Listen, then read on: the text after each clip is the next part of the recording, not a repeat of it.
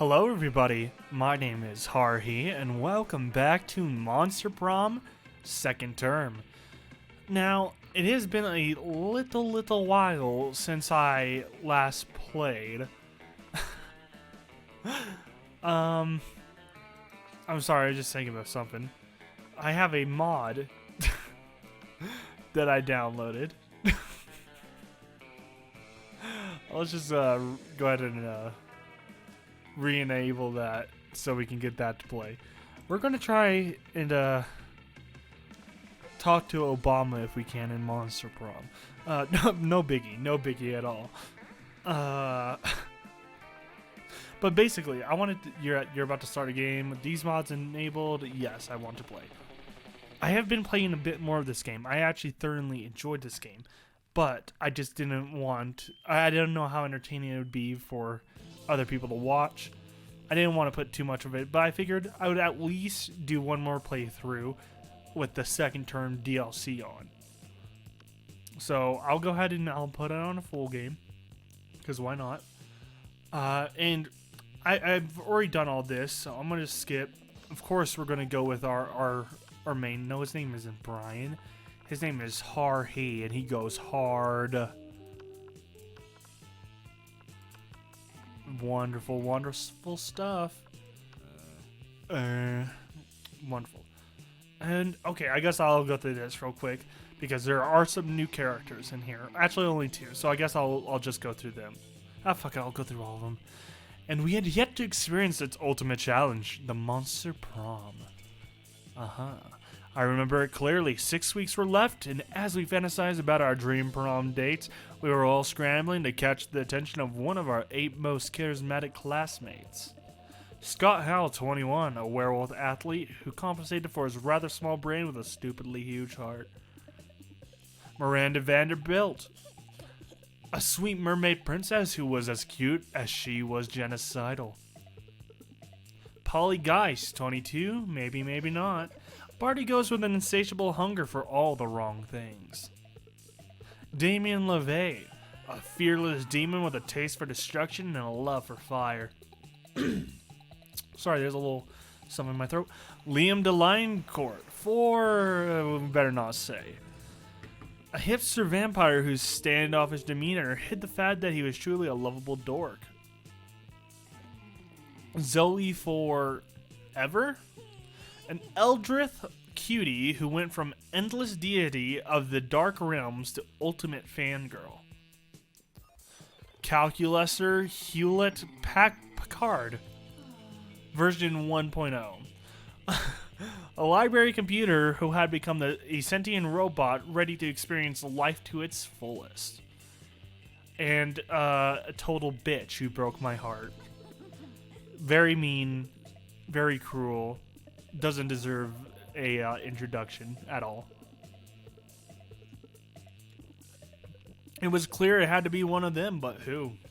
We only had 6 weeks to choose our prom date, and even more daunting, we only had 6 weeks to woo them and conquer their heart. But as I already said, we were young and unafraid, and we were ready to start. Nice. And of course, the quiz, I will just go ahead and, oh, I have to actually press escape. Okay, this, it doesn't really matter, really. So I'm going to just click through these, because you'll build your stats up as you go through the game. It isn't really hard to do it. If you're a D&D character, which would be your, oh, actually, this is good. Obscure Instagrammer, no, that's not a real thing. Partysmith, Gunhaver, Good Boy, Prettiest One, Fanfic Bard. I want to be a bard in my next campaign, actually. Okay, so that was Zoe. If you were a product, what would be your slogan? Buy me, I'm good. Extra flammable. Be ready for a long trip together. I command you to enjoy me. You won't understand me, and that's how you know I'm cool. Objectively better than the other options. What would be your slogan? Fuck it. Okay, I command you to enjoy me. Whatever. Alrighty. Looks like we have a smarts of 8, boldness of 2, creativity of 5, charm of 7, fun of 7, and money of 5. So I don't know who we want to go for. Maybe one of the DLC characters. But either way, we need to raise our boldness first. That you skip class and hang out in the bathroom because you respect no authority. I guess some people just want to watch the world burn. By skipping class and hanging out in the bathrooms, you give +0 shits, but you gain +2 boldness.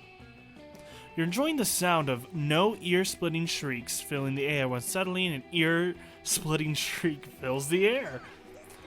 Zoe, what is that abominable nonsense? How dare you so much as think such filth, much less write it, much less put it on the internet?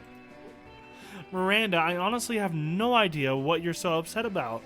I'm simply expressing myself through the noble art of fanfiction. By writing a story about me, a noble and beautiful mer princess, and a forbidden romance with Nash Omahone? The son of the Prime Minister of the Air Kingdom. Oh, the Prime Minister, Zoe. I would never date anyone from some socialist nightmare scape with a Prime Minister. Oh no. But this has nothing to do with you.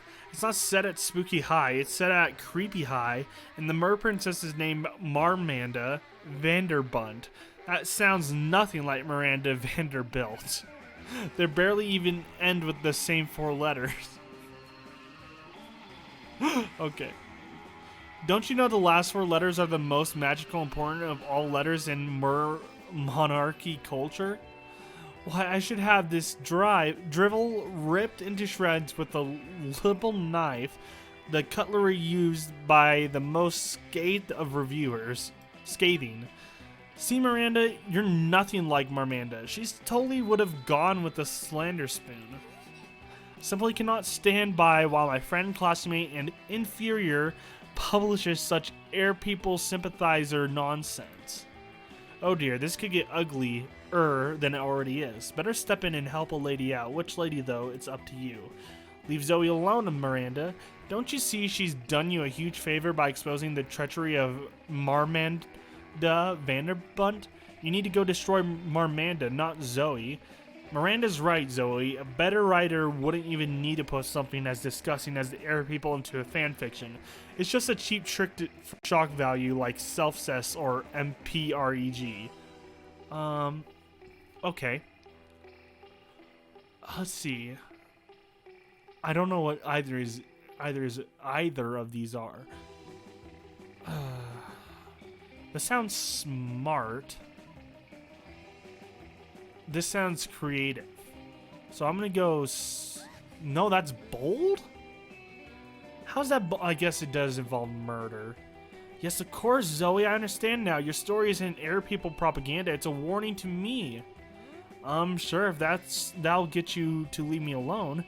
Now the next logical step is for us to warn the air people about how quickly I'll destroy them. By writing Miranda Vanderbilt into the story to murder Marmanda Vanderbunt and Nash Omahone. What? No, it's not that kind of story. There are no content warnings for mindless slaughter. Not mindless slaughter. Mindful execution for heinous crimes against the crown by being a mer person cavorting with a air person. It's supposed to be a tragic star-crossed romance. Before Zoe can stop her, Miranda has grabbed the phone and is making edits to Zoe's precious fanfic. First, Miranda shall sneak into Marmanda's bedroom and have an assassin slit her throat while she sleeps. Because obviously, Miranda would never dirty her hands. Then Miranda shall take Marmanda's place in disguise to go meet Nash, at which point her assassin will murder him as well in the same fashion. How dare you desecrate my fiction with unoriginal and repetitive murders? You mess with my fanfic, I mess with your minds. Uh-oh. She does, and oh boy, it's not nice. Somehow now your brain can't tell the difference between chairs and feral panthers, which leads to many unpleasant moments. You lose 2 boldness and 1 smarts. Yikes. Not a great start at all. Week 1 noon. Alright, let us go and chillax with some people. It looks like Zoe's here. I need to make it up to her. In a totally normal fashion, Liam happens to sit down at the same lunch table as the coven. Suddenly, you hear a loud gasp from across the cafeteria. Every single one of Zoe's mouths is hanging open. You pull up a chair right as Zoe rushes over. Whoa, is that what I think it is? Liam and the coven sitting together? Do I smell a 5th season of Revival? Or no, not of Revival, just a 5th season Revival. Drop it. And by the way, there are only 3 seasons. Fall, winter, and eternal contemplation of the void. Okay. OMG, this is totally the classic return to a long-lost ally to save the world once again. Or maybe there's still some fire between Liam and Joy? Do you know anything about boundaries? Not really. Listen, you, we're no longer allies, but that doesn't mean we can't sit at the same table or anything. It is literally just a lunch table, just a flat piece of wood with 4 legs. It means nothing. Quick, use your boundless compassion and wisdom to mediate this minor dispute between your friends. It's exactly what someone would say if they were hiding a secret double-crossing mid-season reveal alliance romance. I think we're missing the real chemistry here. That lunch table is giving serious fuck me eyes to the cafeteria floor. Well, since I want to get Zoe, I think it's this one. Yes. Did you just say the word gas? Oh, like out loud instead of just gasping? Sorry, I'm still getting used to the non-ending, endless despair deities emotion sounds like psh and humph, and especially but you're totally right. This is obviously a ploy to keep me off the scent. Holy moly, I can't wait for this season. Zoe looks overjoyed. You better start practicing your own emotion sounds. Yay, pizzazz or pizzas? No, it's pizzazz. And smooch. Oh boy.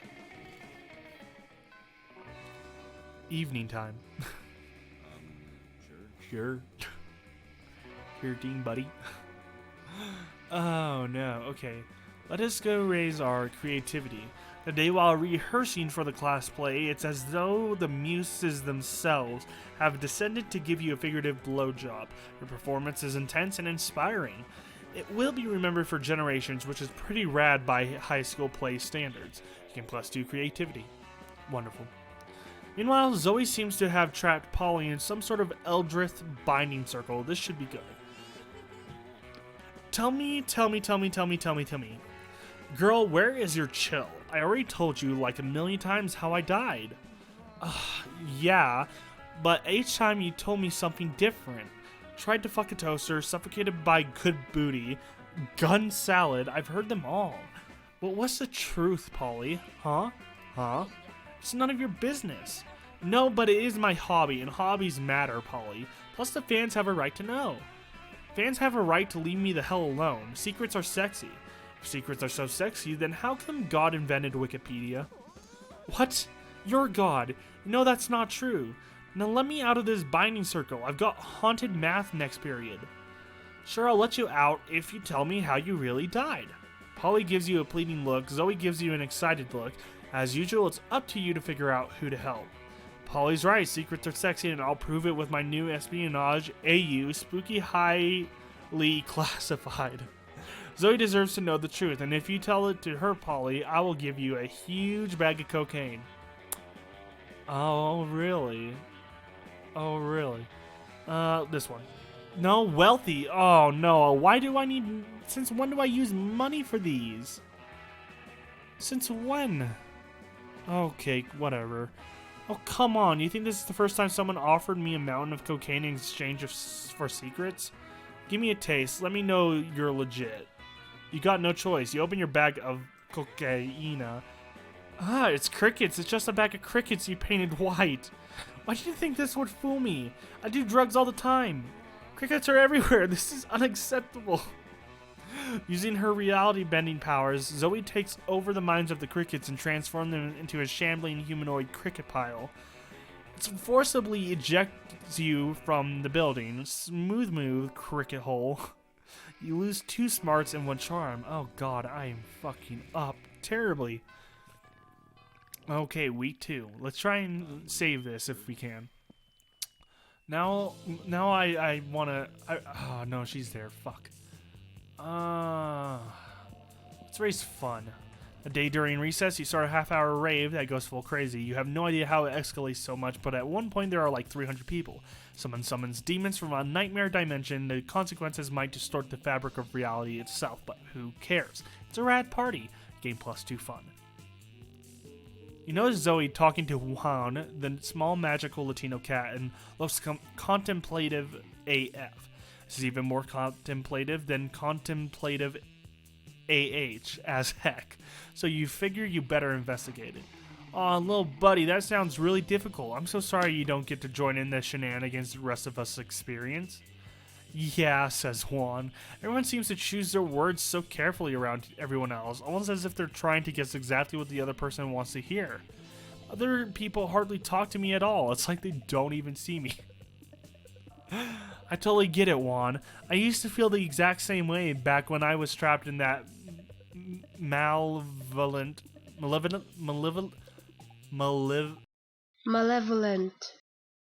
Okay, totems. Yes, totems.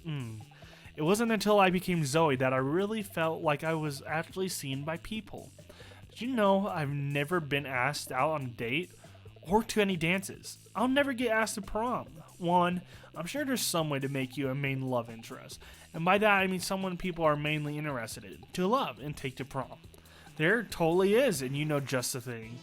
Your mistreatment is outrageous, Juan. Let's band together with all the students who have been left out of prom shenanigans. Oh, what if we get strangers to start drawing tons of pictures of you? Only the masses can push you into popularity. Oh no. Drawing sounds like creativity. And that's pretty high.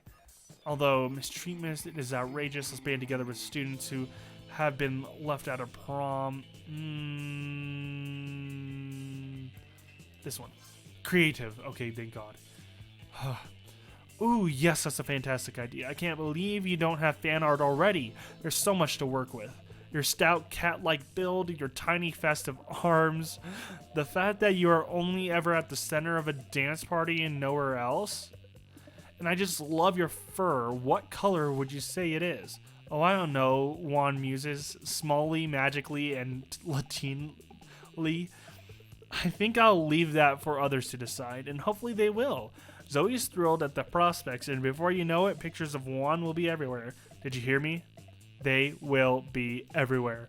You all, no seriously, literally, you reading this, get to work on some amazing hashtag Juan the small magical Latino cat fan art, while Zoe gets to work on crushing on you, and I get to work giving you +2 charm and +1 fun. Lunchtime. Sure. Alrighty. Let's go ahead. We're going to go and talk to our good friend Zoe.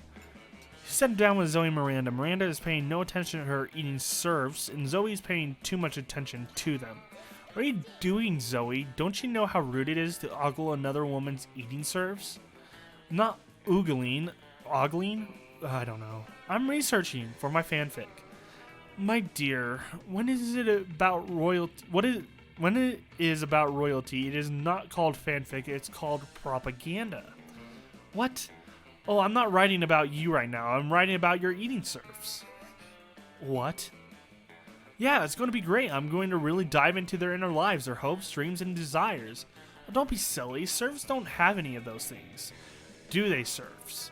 The eating serf's eyes dart between Miranda and Zoe, terrified. Should they speak or just shut up and eat? You're right, Miranda. Most serfs don't have thoughts or feelings. Only the really expensive and rare ones do. Make menacing eye contact with the two serfs, silently place a piece of sushi in your mouth, and chew violently.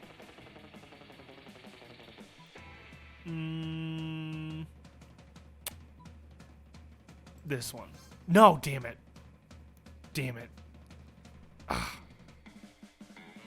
Since Miranda's eating serfs are fish people, this is a lot like walking up to a human and deliberately eating a finger in front of them. I'm sorry for what I'm about to say, but your show of intimidation really makes Miranda's serfs clam up. Ah, yes, subtle threats of violence, a true sign of royal lineage. What is it with mortals and not wanting their flesh eaten? such a weird hang-up.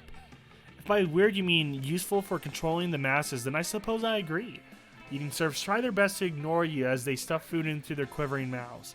You feel like you did the right thing, but you don't have much of a conscience, so that's not saying much. Anyways, Miranda's happy. Very cool.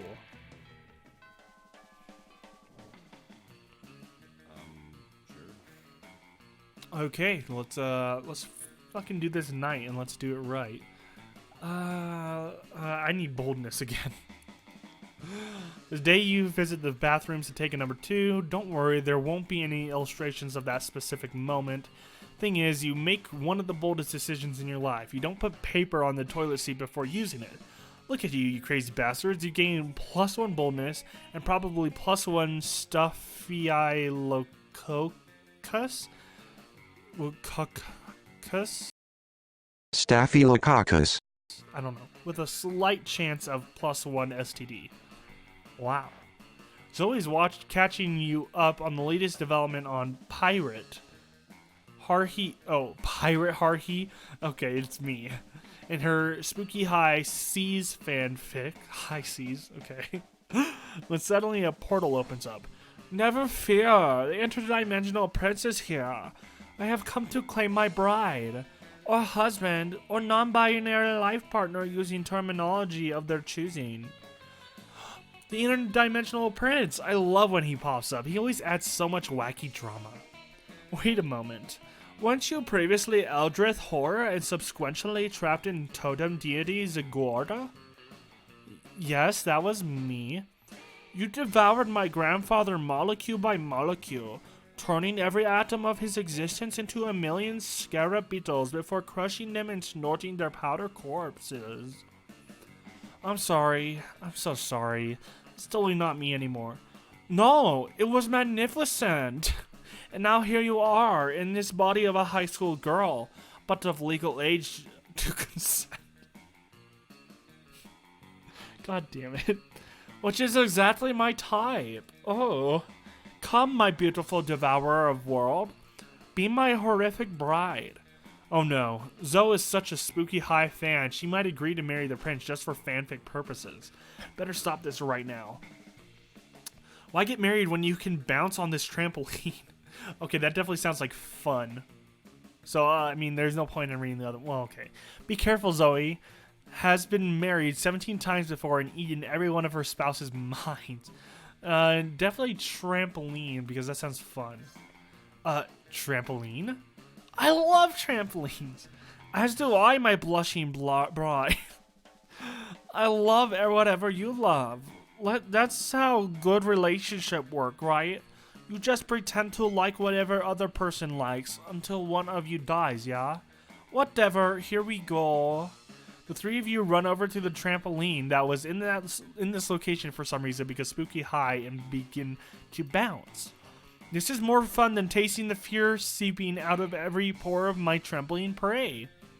I can jump higher than you. I can jump higher than you. I can jump higher than you. And at that moment, the prince jumps so high that he is swooped up by a giant falcon. A giant falcon that immediately flies into the engine of a jumbo jet plane. Yikes, that probably hurt. Well, it probably wasn't fatal. The prince is immortal, right? Or is he just interdimensional? It's hard to keep these things straight. Fuck it, he's probably fine. And you gain +2 boldness and +1 smarts. You also get a gorgeous giant falcon feather that floats down from the sky. That's not usable in this game.